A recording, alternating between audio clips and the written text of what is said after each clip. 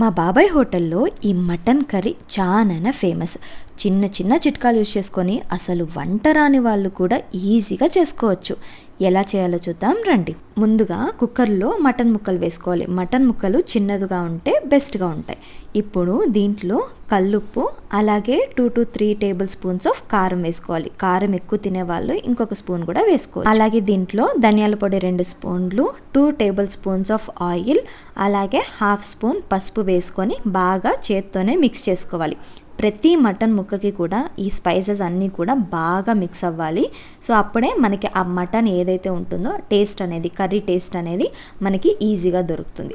So బాగా mix చేసుకున్న తర్వాత ప్లేట్ మూసి పక్కన పెట్టుకోండి. స్టవ్ ఆన్ చేసుకొని కడాయిలో ధనియాలు, పట్ట, అలాగే 4 లవంగాలు వేసుకొని బాగా రోస్ట్ చేసుకోవాలి. కొంచెం లైట్గా కలర్ వచ్చేంత వరకు రోస్ట్ చేసుకొని ఇప్పుడు మిక్సీకి వేసుకొని బాగా మిక్సీ పట్టుకోవాలి. ఫైన్ పౌడర్గా వస్తే చాలు. దీంట్లో ఇప్పుడు ఒక టమాటో, అలాగే ఒక ఎర్రగడ్డ కట్ చేసి పక్కన పెట్టుకోవాలి. ఎర్రగడ్డ ఇలా సన్నగానే కట్ చేసుకోవాలి, లావుగా కట్ చేసుకోకూడదు. మిక్సీకి వేస్తున్నాం కదా, లావుగా వేస్తే ఏమీ అనేసి అనుకోవద్దండి.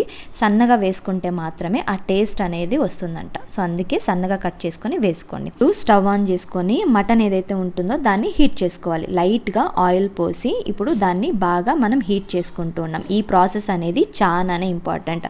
అప్పుడు ఆ టేస్ట్ అనేది, ఆ స్పైసెస్ అంతా కూడా మటన్కి ఇంకా బాగా అంటుతుంది. మటన్ కర్రీ అనేది టేస్ట్ అనేది చాలానే ఇంక్రీజ్ అవుతుంది. ఇప్పుడు దాన్ని పక్కన పెట్టేసి ఒక కడాయిలో ఆయిల్ వేసుకొని ఆవాలు, అలాగే కరివేపాకు వేసుకోవాలి. ఇప్పుడు దీంట్లో అల్లం వెల్లుల్లి పేస్ట్ అనేది వేసుకోవాలి. అల్లం వెల్లుల్లి పేస్ట్ వేసాక పచ్చివాసన అంతా కూడా పోయాక దాంట్లో ఇప్పుడు మనం ప్యూరీ ఏదైతే చేసుకున్నామో దాన్ని వేయాలి.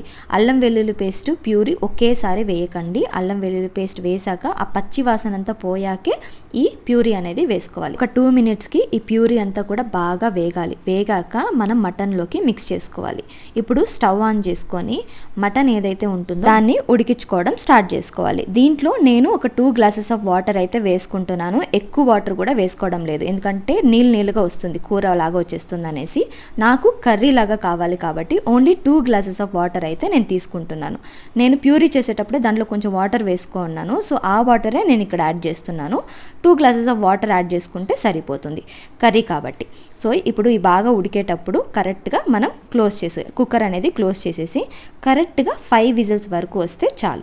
5 whistles పెట్టా కూడా కొంచెం కూడా మటన్ ప్రాపర్గా ఉడకలేదు అంటే ఇంకా ఎక్స్ట్రాగా 2 whistles అయితే మనం యాడ్ చేసుకోవచ్చు. కుక్కర్ ఓపెన్ చేశాక స్టవ్ ఆన్ చేసుకొని మళ్ళీ ఈ మటన్ని ఒక 2 to 3 minutes వరకు బాగా ఉడికించుకోవాలి. దీంట్లో ఇప్పుడు మనం ముందుగానే గ్రైండ్ చేసి పెట్టుకుని మసాలా పౌడర్ ఏదైతే ఉంటుందో దాన్ని 2 tablespoons యాడ్ చేసుకొని బాగా మిక్స్ చేసుకోవాలి. ఒక 5 minutes వరకు బాగా ఉడకనివ్వండి, మసాలా అంతా కూడా ప్రాపర్గా పట్టేంత వరకు. ఇప్పుడు మనం మటన్ ముక్కను వెతుకున్నప్పుడు ఇలా మెత్తగా ఉండాలి, అప్పుడే ఆ మటన్ అనేది అంత జ్యూసీగా బాగుంటుంది.